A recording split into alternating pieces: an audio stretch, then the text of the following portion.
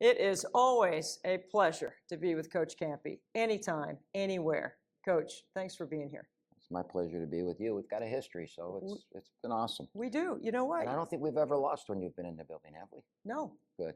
That's why I like you so much. That's true. You know what? I've been doing this for 38 years, and you're the only coach that has allowed me to do one particular thing in game.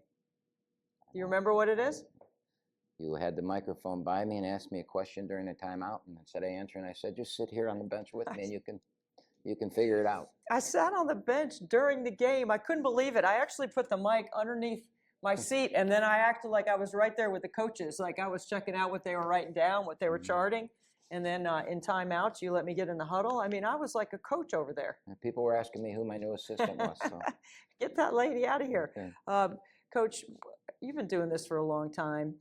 The fire burns bright in you all the time. How do you keep it going? Oh, it's easy. The two guys you're going to talk to from my team, they're great kids.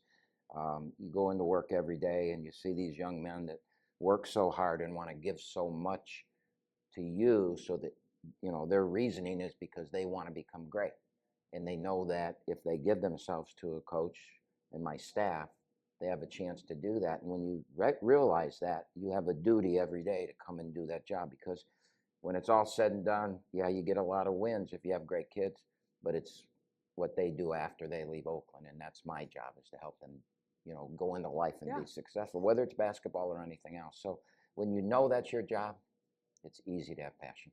It's so transactional. You hear that word all the time today, but for you, it's never been about that. It's like people that are motivated by money. There's never been a time in your life where that's been the reason why you do what you do. How do you keep it going when you know that everyone else around the world of college basketball is talking about how the kids get this, kids get that, and you know that the kids are much more than that? And you can succumb to that. A lot of guys in my generation of coaches have just had enough of that, and they, I was with a famous coach last week, and he said to me, it's not about the money, it's about how much money, and so it is, but the bottom line is I want to do this. There's nothing else I want to do, and I love doing it, and so you just adapt to it, and you understand what your job is, and that's to, you said it's transactional. I heard Nick Saban do this, and I think he's 100% right. It's transformational.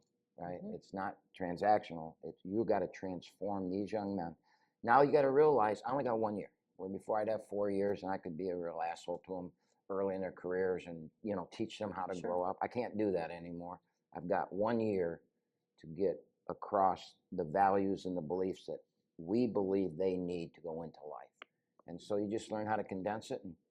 And Baru, you're going to talk to later, stayed 3 years, and I'm the luckiest guy. I'm the luckiest coach in America that he stayed 3 years, because most kids aren't.